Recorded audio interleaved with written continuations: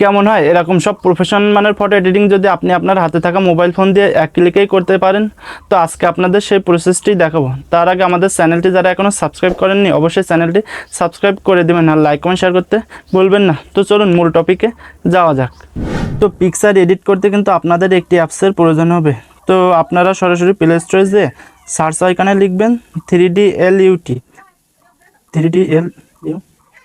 লিখে সার্চ করে দেবেন। দেওয়ার সাথে সাথে দেখবেন আপনাদের একদম প্রথমে একটি অ্যাপ শো করবে। তো অ্যাপ শো করার সাথে সাথে ইনস্টল করে নেবেন। আমার আগে থেকে ইনস্টল করা ছিল, আমি এখান থেকে ওপেন করে নিচ্ছি।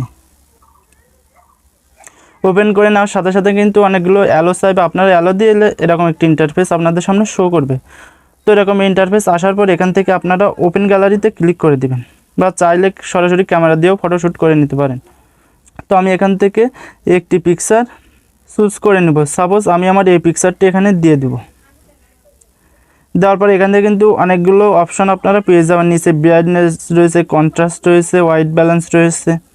তো আপনারা চাইলে এখান থেকে আপনাদের ইচ্ছামতো ব্রাইটনেস কন্ট্রাস্ট বাড়িয়ে কমিয়ে নিতে পারেন। তো সব কিছু ওকে হয়ে গেলে একদম উপরে দেখুন LUT বলে একটি অপশান রয়েছে, আপনারা LUT অপশানে ক্লিক করে দিন। তারপরে একটু ডান দিকে সোয়াইপ করে চলে আসবেন। আসার পরে দেখবেন এখানে টপ 25 বলে একটি অপশান রয়েছে, এখান থেকে আপনারা টপ 25 অপশানে ক্লিক করে দিবেন। দেওয়ার পরে কিছুক্ষণ লোড নেওয়ার পরে এরকম একটি ইন্টারফেস আপনাদের সামনে আসবে।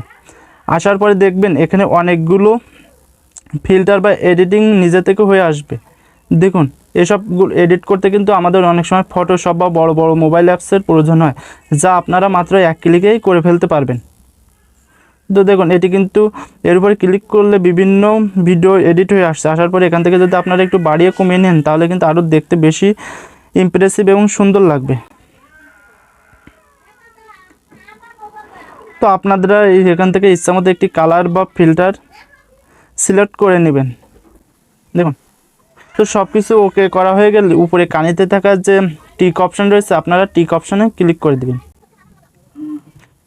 টিক অপশানে ক্লিক করে একদম এরকম একটি ইন্টারফেস আসবে। এখান থেকে আপনারা সেভ টু গ্যালারি অপশানে ক্লিক করে দেবেন।